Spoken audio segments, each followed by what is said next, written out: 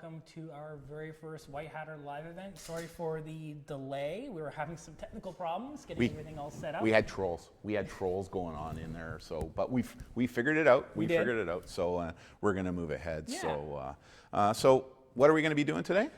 This is going to be our very first White Hatter live show. This is our general live discussion where we're going to give you updates on what's new with us, stories that brought to our attention, and stories and comments and questions that we've dealt with over the last month or so.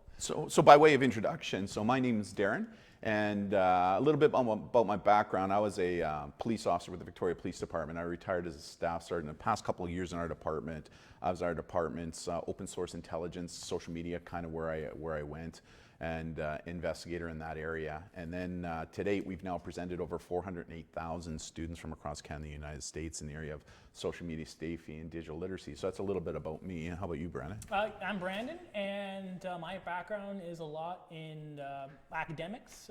Most recently, finishing my degrees in sociology and finishing my master's degree in communications, specializing in online scams, phishing, and manipulation. So that's kind of what I bring, and obviously, my experience here as being a member of the White Hatter team.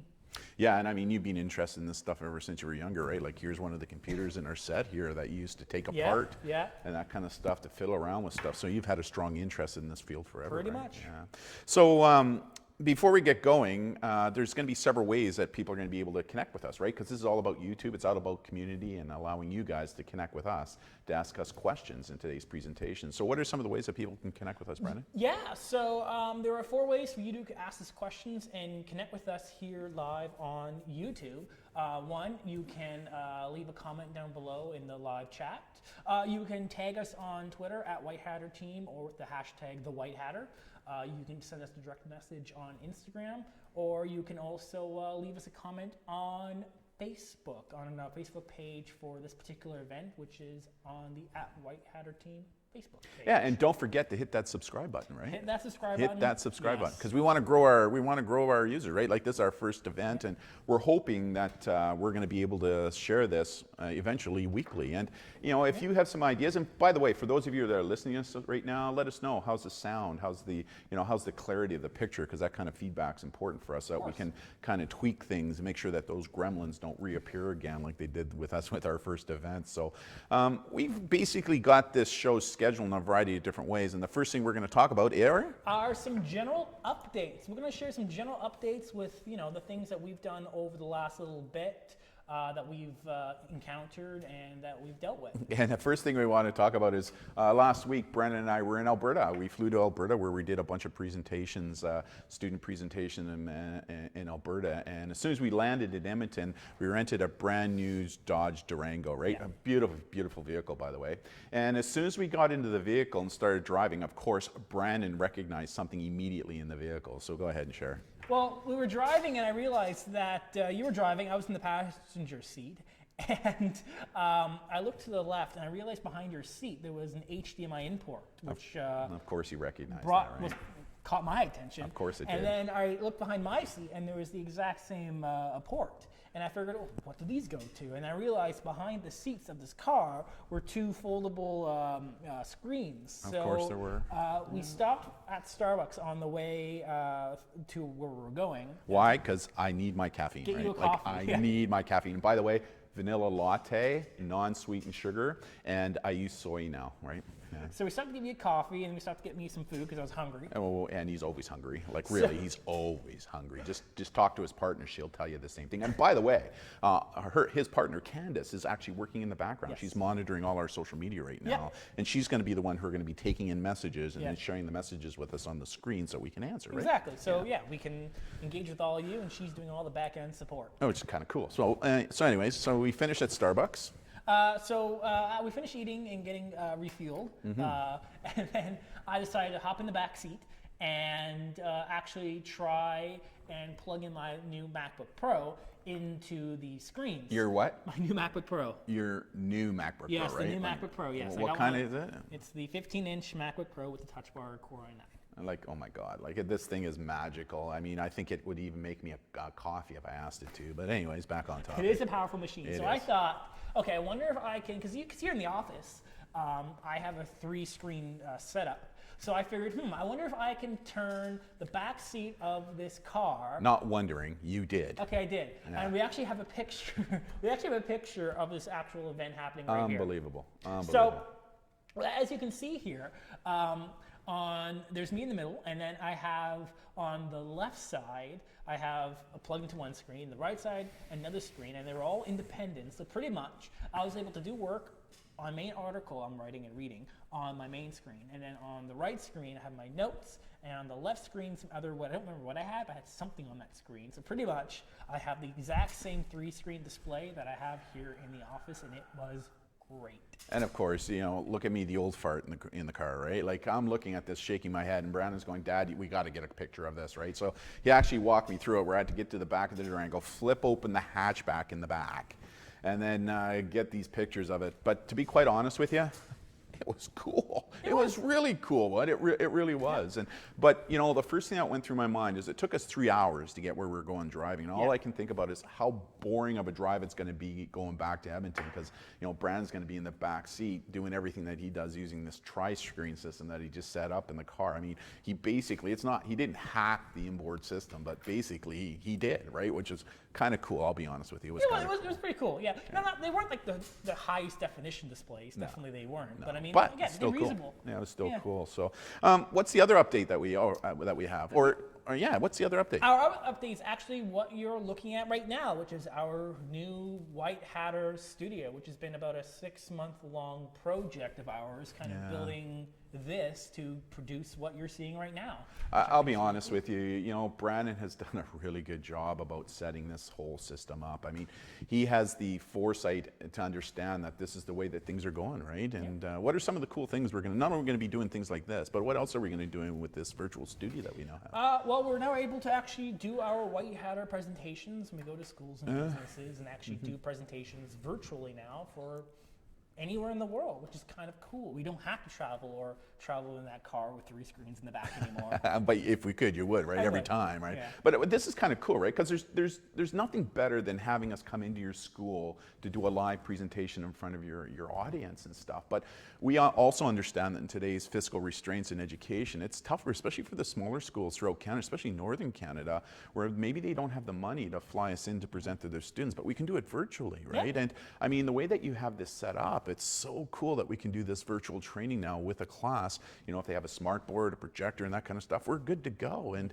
I mean, this is the way of the future, and I give full credit to you. I'm not worthy, right? You had the foresight enough to kind of get this idea that this is where we needed to go, and it's so cool that we've gone this way. So that's some of the updates that we've got going on about what we're doing and that kind of stuff. But you know, this program, we have a couple of ideas on how we're going to structure the program. And the first part of the program is going to be what, Brandon?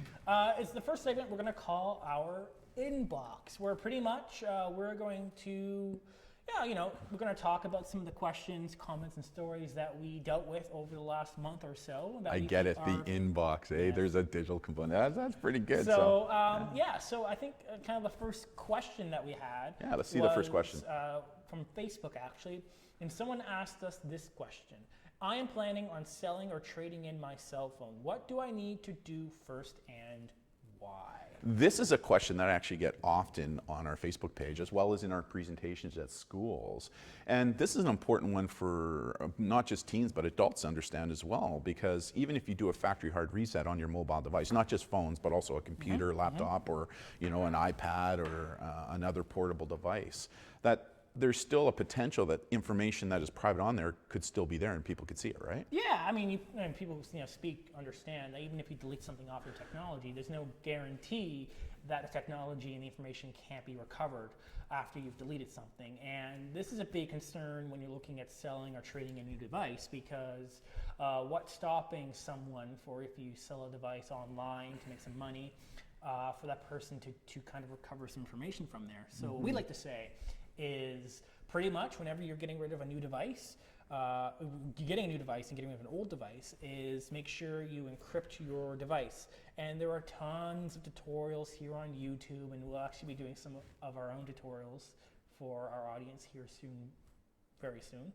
And so encrypt your device, where pretty much all the data inside of it is scrambled. You can't see anything, it's scrambled, unless you have a strong password. Right. Which is this next step, is make sure you have a very strong password on your technology. And then from there, then you can feel more confident in doing a secure factory reset. So when you trade in or sell your device, it's good to sell. And this is important because we just helped a teen just recently who traded in a cell phone that they had. They didn't do a proper wipe of it.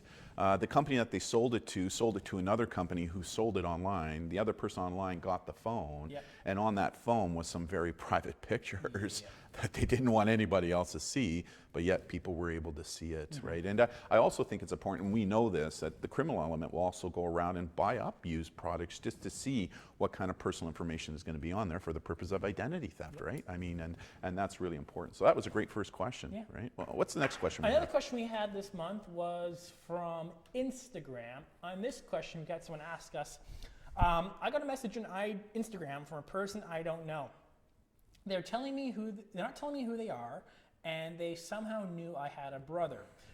What should I do first? That one's creepy, eh? Yeah, that's kind of creepy. It's not the first question I've received on Instagram where someone is asking me about how is this person getting all my information. So what I did with this particular case was I looked at the person's account who messaged me to see if they had a public or a private account. And go figure, they had a public Instagram account. So what I did is I scrolled down further to the first couple of posts, because most people forget about what they post the very first time. And I found a picture where they had tagged themselves, and they've actually called in that post their brother by their first name, which now I knew. So it wouldn't be unreasonable for someone else to say, hey, I know you have a brother by this name. Yeah, and you know what? A lot of our viewers may not know this, but you and I are open source investigators. We've had training in this field, and I'm a licensed investigator, online investigator in this province. And that's one of the things that we'll do is we'll go online to find this information, right? And again, it's really important that everybody understands that everything that we're putting online is public, it's permanent, searchable, exploitable, copyable, and for sale, right? Nothing's ever private. Even though you put those little privacy buttons on, is that information is still somewhat vulnerable, right? And again, it's important that our viewers, and by the way, we want to thank those of you who are viewing in, right? Yes, thank you, right? Our first one. And please send us messages, right? Because we would love to get the feedback. But again, help our viewers understand, should we be privatizing our public accounts that we want to share information because we want a college, university, or maybe an employer to hire us versus a private account? I think it depends on how you're using your account. I mean, I do a lot of Instagram checks for people, and if they're using the account in a professional way, where they're promoting their art, their music, their business, well, that makes sense that you would have a public account because they're not sharing super personal stuff. But when someone has a private account where they're using it for private reasons, it makes sense that they should have a privacy settings in place so the public can't see what it is they're posting that's private. And by the way, for the viewers out there, if you want us to check your privacy settings on your Facebook or your Instagram page, then connect with us on Facebook at The White Hatter and on our Instagram page as well at The White Hatter, and we'll do that for you for free. And if they're not locked down, we'll send them a message and saying you're not locked down, but then we'll send them a video and an article to show them how to do it, right? And it's free, so why not take advantage of that service? So, what's the next question? Our next question comes from Facebook, and this question is someone asked us, what are your thoughts on a data usage VPN app that tracks my data used on my cellular carrier and Wi-Fi? So before we get going, what is a VPN? Yeah, so a VPN stands for Virtual Private Network, and what it essentially does, it's mainly used for safety and security and privacy reasons. So most people use a VPN where all your data that leaves your computer or your cell phone or whatever device you have goes to a secure facility somewhere. So all your data through an app is sent out. It's encrypted, it's secured, it's privatized, and we recommend people using a VPN. We use them, right? We use them all the time when we're traveling in places and all kinds of places. Right, and so let me kind of clarify. So when I'm communicating with you using text messaging, I'm sending my message to you, and that message that is being sent through the internet, if not encrypted, can be easily intercepted and seen by people, right? Sometimes. I mean, that's a simplification of it, but yeah, certainly there is some risk of your data being reviewed and sniffed on. So what a VPN does, it's like think of it like another computer where you connect with it, and as soon as you connect with it, it connects with you, and it kind of encrypts that communication. So if people are trying to sniff it out or be the man in the middle attack, as it's known, it makes it much, much more difficult for that to happen, right? Yeah. Oh, yeah. And so, like, we stay in hotels, right? Yeah, we do. And we use open Wi-Fi in hotels and Starbucks.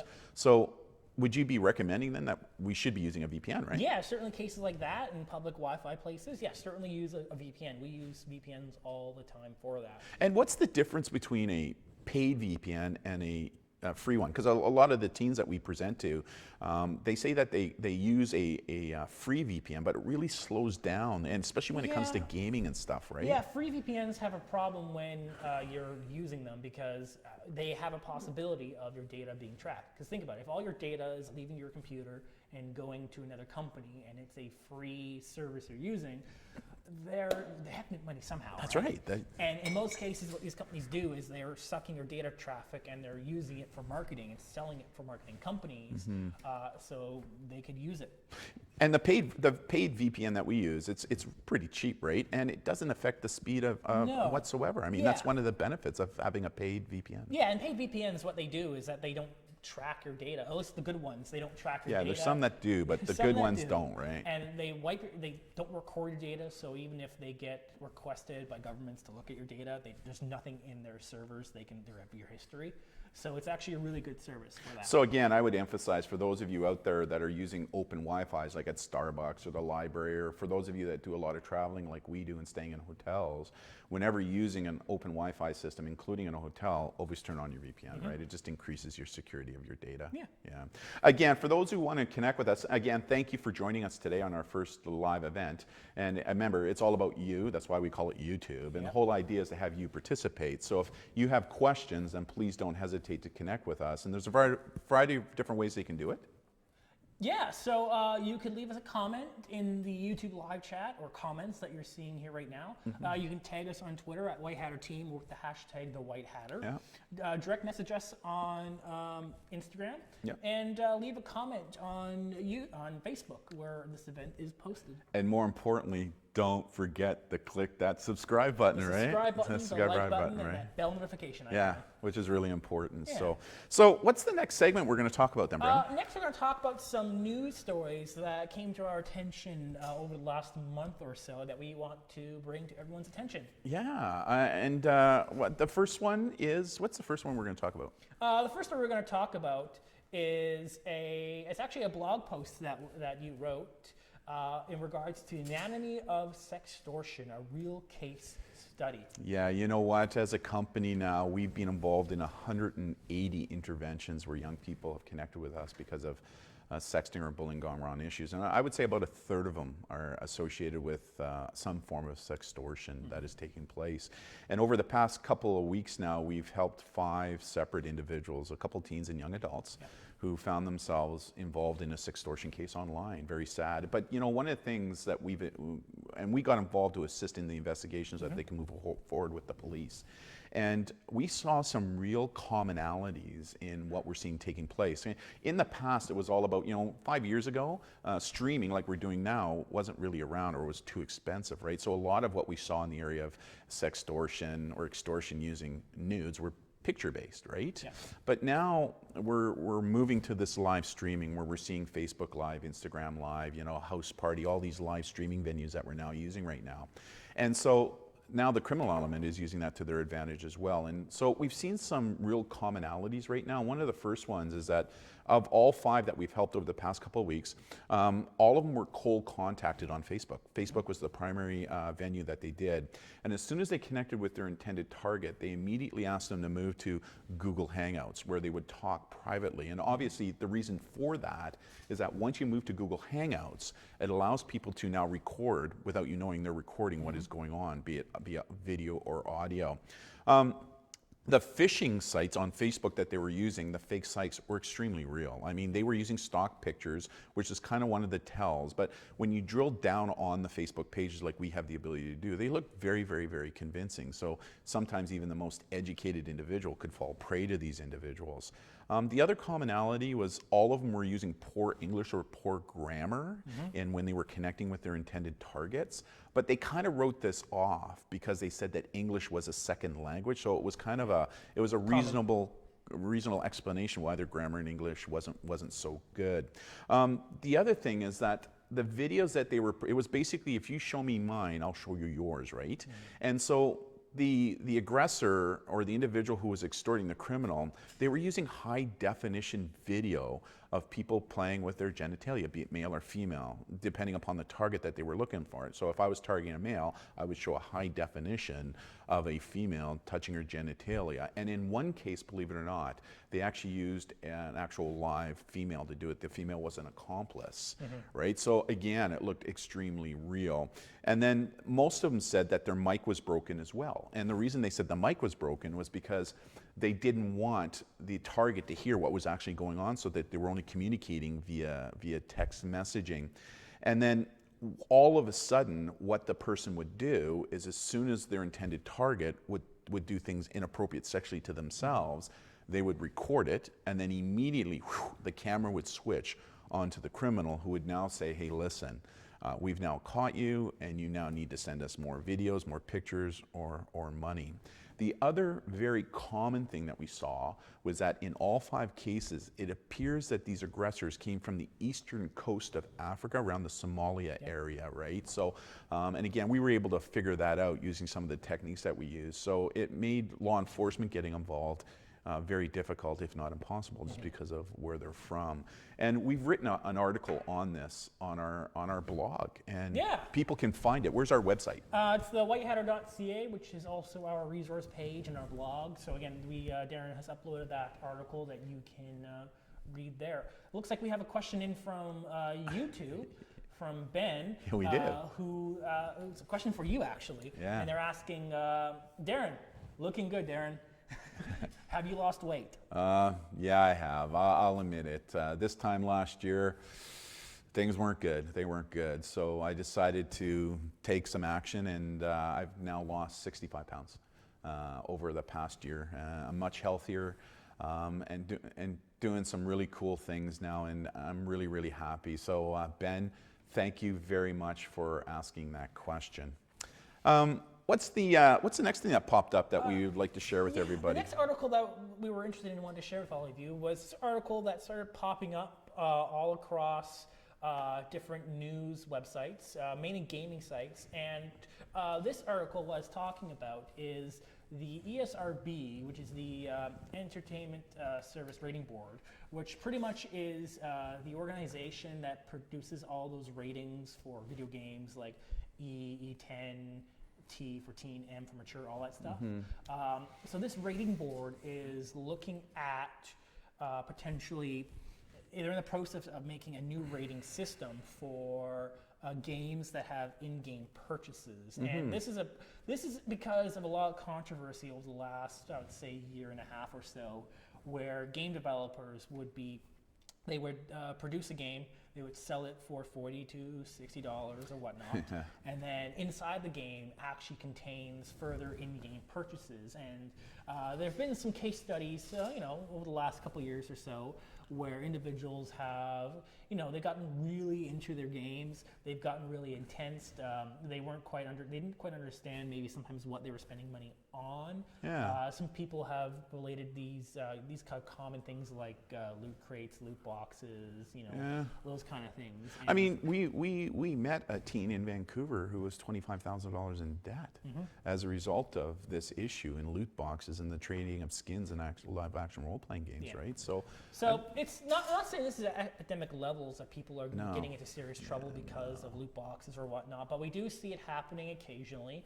And so the ESRB is deciding to make a new label they're going to put on video game packages that if your game has any kind of further in-game purchases, you have to put this label on to tell the public that, hey, there's more things that you might have to pay for to get further in the game. Yeah, and I think this is a good move. Like, I really do. I think it's like anything else. As the internet and social media is growing, we'll learn more stuff, and stuff like this I think is really good, right? To kind of get the information and knowledge out there to the users, right? Yeah. So, but again, I think it's important that our viewers know that when it comes to gaming, most of our kids are doing some really cool stuff online right now with gaming. What's the next one that we have coming up? Another article that we want to share with all of you has to do with this one here, where this article is saying that kids are starting a revolution on getting their parents to put down their phones. And we're seeing this because we're seeing a trend now with parents when they're sitting at home and their kids or teens want to talk with them, they are just buried in their phones and they're not giving their child the attention that they want. It's kind of funny, right? Because it's the parents that are complaining about their kids buried into these devices, right? And that kind of stuff. But it's really interesting to see how now the kids are actually identifying this in the adults and the parents as well, right? So I think it's really important to understand, especially for the parents that are viewing us right now, that the research out there shows us we're our kids' best role models, right? Like, and if we're not modeling good digital citizenship, then guess what? Neither will our kids. And why is this important? Because you know what? If your child is trying to come up to you to talk to you about something that's really important, and you as the parent are buried in your cell phone or doing whatever it is you're doing, saying, yeah, you know what? I'll get to you in just a couple of minutes. Just let me finish this last message here and that kind of stuff. Well, then guess what's going to happen when you are going to try and have a discussion with your child who's on their device and you're trying to have an important discussion with them. So I think it's really important that this works both ways, right? Like, and that's something that you've called me out on. Like, people may not know this. I'm calling you Brandon, but you're my son, right?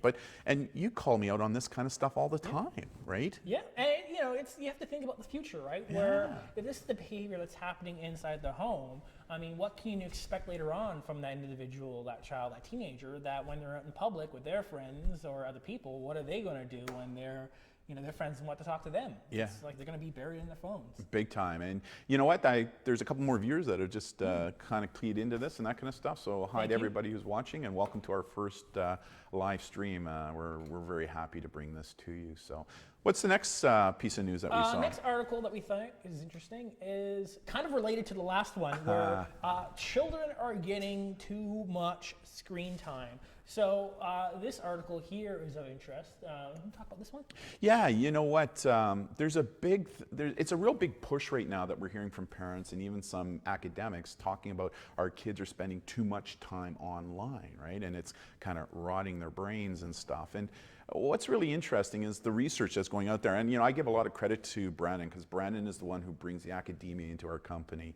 I kind of bring my experience from life, being a parent in law enforcement, and Brandon brings his experience as a super user in the area of social media, but his academia as well. And he's really kind of tuned me into looking at the academia research. And the research that is out there is showing us it's not necessarily about the amount of time they're spending online, it's rather what they're doing with the time. In other words, is your child online in social media and just using it as digital bubble gum, right? Where it's just bubble gum for their brain, where they're just using it just to kind of pass time? Or are they using social media as an influencer and producer, where they're doing super uber cool things online, like the 14-year-old boy here in Victoria that created a homework app to help students manage their homework. I mean, how cool is that? So again, I don't think, and the research is kind of panning this out, it's not so much about how much time they're spending online. It's more about what are they doing with the time? Are they just being consumers and treating social media as digital bubblegum? Or are they being those creators and those developers, kind of like what you did with what it is that we're doing here right now? What do you think? I totally agree. I mean, obviously it's all based on best judgment, right? I mean, yes, obviously if you're spending all day long where it's impacting your social, professional relationships, no matter who you are, for sure. It's definitely a problem you want to address. For sure. But I mean, is hours a day on the internet a bad thing? Not necessarily. And again, it comes to balance, right? I mean, you know, even those people who are being producers and influencers, the good ones know about finding a balance between what they're doing online and what they're doing offline, right? Yeah. And finding that happy balance. Yeah. So, what's the next one we have? Next article is this one here from actually Vice, and this was an interesting article. This is kind of funny one, actually. Where this is an individual who decided to tell their story to Vice. And what they did is they wanted to make some money, so they sold photographs of themselves to a stock image website. And these websites are ones where businesses and professionals can purchase images free of copyright to use them any way they see fit. And you can see where this might be a problem. Oh, just a little bit. Where this individual had decided to post their image of different poses, and then what they realized was companies and other professionals, or just other people in general, were taking their image and using it in ways that really damaged their reputation. Like really damaged their reputation, like using them in sexually explicit advertisements online and stuff, right? Where your face is popping up, and all of a sudden maybe one of your friends is going to see that, and it can be quite embarrassing, right? Yeah.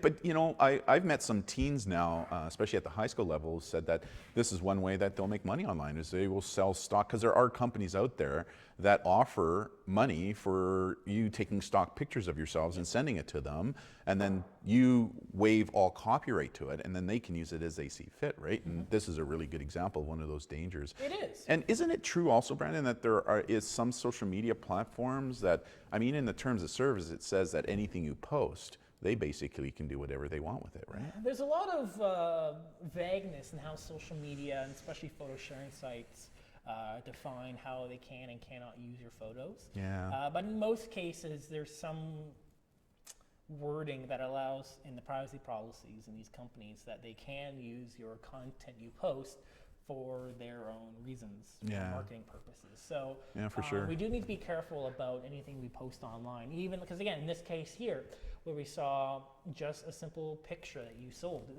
this individual lost their rights to their picture because they basically signed those rights away. And the difference here, like we have a cousin who was a model, right? Like she got paid a lot of money. And the difference between traditional modeling and what this person is doing is whenever she was doing a photo shoot, she knew exactly how her pictures were going to be used specific to the topic or the product that was being sold.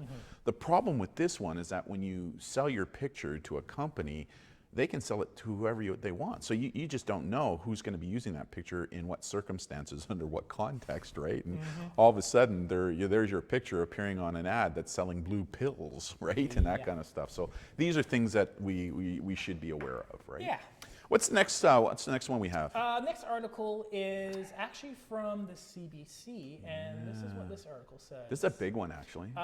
Big vape comes to Canada, and effects won't be known for decades. This is one that I get a lot of questions from parents, educators, and even some teens now about the whole issue surrounding vaping, and what's going on. And Juul is huge in the United States. We travel down there quite a bit, and I mean the Juul cartridge, it looks like a little USB stick, right? So it is, right, and that kind of stuff. And that's where the juice or the flavoring is held to put in.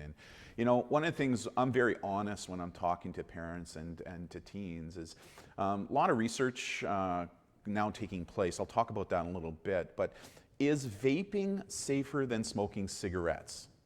Yes, but notice I said the word safer, not safe, right? And so there's been some really good research just recently that's come out, both out of Great Britain and in the United States, and they basically found the same thing, that there's a specific chemical now in some of the juices that are being used called a diacetyl. And what diacetyl does is when you breathe it in, it causes what's called popcorn lung. And popcorn lung is kind of like a form of emphysema, and you can't cure it once it happens, so it makes breathing very difficult. They also found in their research that when you're vaping, that you're breathing in other metals, right? And we don't know what the long-term effect of that is going to be. See, the difference is that when cigarettes were first created, many years before you were born, right? Even many years before I was born, we were told by the medical community that cigarettes were safe. In fact, they had doctors that were going and selling the stuff saying this is good for your health. And it wasn't until later on with all the research, what we call longitudinal research, did they actually figure out that no, cigarettes aren't that safe at all, and they can cause cancer and all kinds of other issues, right? And see, this is the problem that we have with vaping, right? Like a lot of kids that are doing it believe that all they're doing is sucking in water vapor, that it's safe, right? It's safer than cigarettes. There's no doubt about that, right? That it is safer than cigarettes, but it's not safe. And the problem that we have is that we have no longitudinal research to show us what the long-term effects of vaping are going to be. And so one of the things that I share with young people is, I don't want you to be the guinea pigs, right? Because that's what's happening right now. You're much like when cigarettes were first created, and we believed in the medical community said, hey, listen, this stuff is going to be safe. Later on, they proved that it wasn't. And so we just got to be careful. But having said that, just recently we met a teen in a presentation that we did that came up to me, and she's vaping. But the reason she's vaping right now is because she was addicted to tobacco. She was using a lot of tobacco. And so they wanted to get her off the tobacco, so they went to vaping, and they're using a nicotine-based vaping system. But they're slowly decreasing the nicotine in the hopes that she will break free from the nicotine addiction. So there's a good example. Under medical supervision, it was being used to help to make that teen a little bit more healthier. But again, for the teens that are out there thinking that vaping is safe, don't fool yourself, right? Like we now know that some things are going on. Yeah. Looks like we actually have a question in from Ligon Smith. A question for Darren, actually. Why are these all for me? I don't know. Darren, do you play Fortnite? Oh yeah, the floss. That's kind of an ugly floss, right? Like, let's be honest and that kind of stuff. I go to Fortnite to have a look to see what's going on, but to be quite honest, I just don't have the time. I don't have the time between what we're doing right now, traveling. And teaching and getting this kind of stuff set up. We just don't have the time. Brandon, to be quite honest, Brandon is more the gamer, but you're not so much a Fortnite. You're more the... Hey, I haven't... gaming for me, I'm finding time as well. I'm getting more and more busy. I mean, this project here in the White Hatter Live Studio, I mean, that's taking most of my time getting all of this set up. But, you know, when I can, I definitely like to sit down and play a game for a couple hours just about night. You know, another question just came up on YouTube, asked, how do I get my loved ones to quit smoking? Now the question is it smoking or is it vaping, right? Is that the question? Like, is there a difference between the two? And I think on both, it's all about education, right? Getting to understand what medicine calls the medical contraindications, right? Or the bad things that can happen. Yeah. And again, when it comes to vaping, it's for those who are interested, if you just send us a message on our Facebook page, or on our website. What's our website again? Thewhitehatter.ca. Yeah, there's a contact form there. If you send me a request, I'll actually send you links to the research articles that we have on vaping and some of the current research that is going on right now. So, how about, do we have another question or another? Looks like we do. Yeah, we do. Another question is, what's your favorite part of your job? Brian, I'm going to let you answer this one. Yeah, I can certainly talk about that. I mean, I think what I like about my job is, one, presenting and just sharing my knowledge with people. I mean, I've always loved kind of figuring out how things work and then finding ways to share that with other people and keeping other people safe. I mean, I love doing that, and I love doing different types of projects. I mean, the White Hatter Live Studio right here. I mean, I love taking on different projects to provide more services for people and help them keep safe and make wise decisions. Yeah, what do I love about it? I love that I get to do it with our family, right? I get to do it with Brandon and Beth, who runs the company, because if it wasn't for her, we'd be lost. Like, let's be honest, right? Like, like she says, she's the company brains, we're the presentation brawn, as she likes to call it. But and also Candace, who's now involved, your partner, who's now involved in being the social manager side of things, right? So it's kind of cool that we get to do this as a family and we get to share this information with people out there, which is kind of really cool. So that's what we really enjoy. So, what's the next article that we thought we'd talk about? Next article is actually from NBC News, related to here in Canada, where a major life insurer says all customers can opt in to wear health trackers. What do you think? What do you think about this? This is an interesting article, and this is an interesting new precedent I think is being put out with everyone wearing more like wearable technology that can track your health. I mean, Like the new iPhone, right? You can do your heart. I have an Apple Watch, right? I mean, I've disabled the health tracking for certain reasons, which I think we'll probably talk about right here, where essentially you can get cheaper life insurance by signing up for this program where now your health insurance company can now track your health through your technology. That scares me. Like, I'm going to be honest, right? Like, this scares me. And the reason it scares me is, you know, what are they going to do with that information? Are they going to sell it to big pharma? Are they going to take that information now and are they going to monetize it in some way? And how secure is it, right? What kind of, because we're hearing almost every single day now, if not week, but almost every single day, big companies who their information is being hacked into and being made public, right? And that's kind of scary, right? Like, I get it, because, you know, on the opposite side of the coin, the whole idea for these insurance companies is to make people healthy, right? It is. And so I guess if you had one of these things on and you wanted cheaper insurance, it's a good incentive, right? It is, but I think it might force some people in. Although it's opt-in, I think because if it's a cheaper option, it will force people to use this option. And the other thing, though, is that for those people who don't opt in, they're now going to have to pay way more money, right? Most likely. Because now these companies are going to go, well, you're a risk, right? Like, why aren't you opting into this? Obviously, there's something going on with your history. Like, that's what I'm thinking. I'm thinking about, this is all about trying to save them money on payouts, right? But again, this scares me that we're allowing our personal health information that was usually kept private between you and me and a doctor. All of a sudden, we're now making it available to these third parties, like insurance companies. And what are they doing with that information? Where's it going? You know, and the other funny thing is when this one came up, I started doing some more research online. I was in Reddit, and people are actually talking about how to hack this already. Like, there's one person who said, you know what I'm going to do? I'm going to put my Fitbit on my dog. I'm just going to let it run out in the yard for a couple hours, right? And it's going to show that I did all this exercise. That reminds me of what was happening when Pokemon Go was super popular not that long ago. Yeah, that's right. And people were finding ways to put their phone on their ceiling fan so they could hatch eggs faster because it kept on going and the accelerometer would be registering. I mean, and that's what people are doing, right? People are, they're always figuring out an angle, right? And that kind of stuff. But the danger of finding an angle, though, however, is upon a death or a claim, you'd be fooling yourself to think that these companies aren't going to do their due diligence now too, right?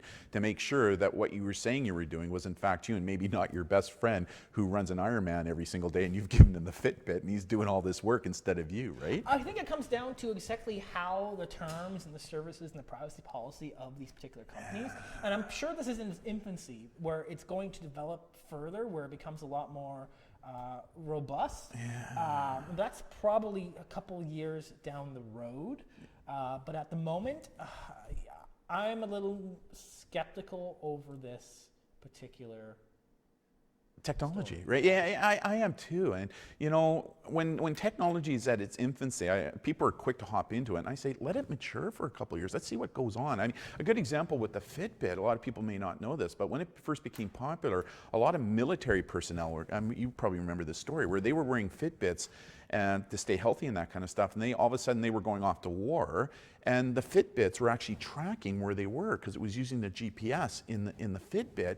And that information was public, which now gave the enemy the potential ability to see where they were and that kind of. So these are unintended consequences we never think about technology until we let it mature and see what's going on. But I'll be honest with you, this whole thing about sharing our medical information with insurance companies real time kind of scares me. But on the flip side of the coin, you know, Apple just announced their new iWatch, where they have the ability now to do heart rate, ECG. Yeah. Which I think is extremely cool and an important component to keeping us safe in that kind of stuff, right? Especially for those of us who maybe have heart conditions that we got to be concerned about. But again, it is kind of scary to see that insurance companies are now looking at this as ways to maybe, decrease rates to us, but also what are they going to do with that information, right?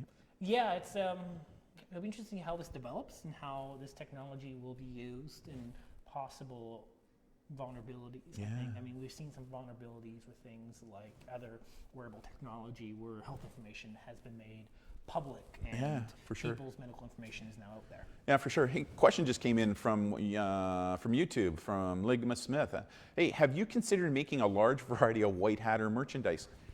What are you talking about, White Hatter merchandise? Oh, kind of like this cup. Large variety. We don't have anything for sale at the moment. Oh, White Hatter stickers. But look at that. I do think we are planning down the road. I think we'll be, oh boy. White Hatter pen. Look at that White Hatter pen, right? I think those are White Hatter wristbands. Oh, White Hatter wristbands right there. Some of the swag we throw right? at schools. Some swag. Yeah. This is kind of free stuff that we give out when we're presenting in schools in front of audiences, right? We throw out the swag to the kids as our way to say thank you. So. Yeah, you know what? I'll be honest with you. Brandon has been, Brandon again, the guy, he never turns his brain off.